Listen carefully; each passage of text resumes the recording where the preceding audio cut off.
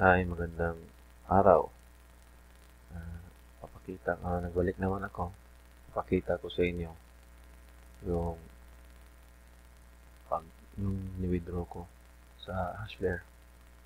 Yung last video ko, hindi pa ako nakapag-withdraw. Ngayon, nag-withdraw na ako. Ito yung nangyari. Pag dito, laking binaba niya sa zero balance. So, makikita nyo ngayon, medyo naghihirap yung mining kasi $1 lang yung revenue forecast na nakalagay dito. Ito pa rin walang pinagbago, 1.26 terahash. Makikita nyo dito sa history. Ito. Withdraw ko kahapon. Ito. Kaso natagalan siyang pumasok. Mabot yata ng mga 12 hours bago pumasok yung bayad. Ito yung nakita ng withdraw. Natin to. Ayan. Okay na. Pumasok to sa wallet ko. I hope na maniwala kayo dito kasi ako naniwala ako dito.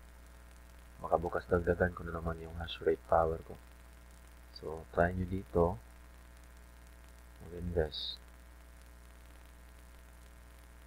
Para lang kahit 200 pesos lang, pwede na. 200 to 300 pwede na. Pero i-upgrade mo pa rin para mag-release. Ngayon, 50-50 yung pool ko. Dahil lumiit yung revenue forecast ko dito. O, yan. Sabi na naman na ito yung not enough. Dahil na-withdraw ko na. So, yun lang guys. Kung gusto nyo mag-Hashflare, click nyo yung link sa baba. Referral link ko yon at may 10% discount kayo sa pagbili ng hash power, hash rate. Ito. So, comment lang kung may gusto kayong malaman o may question ba kayo.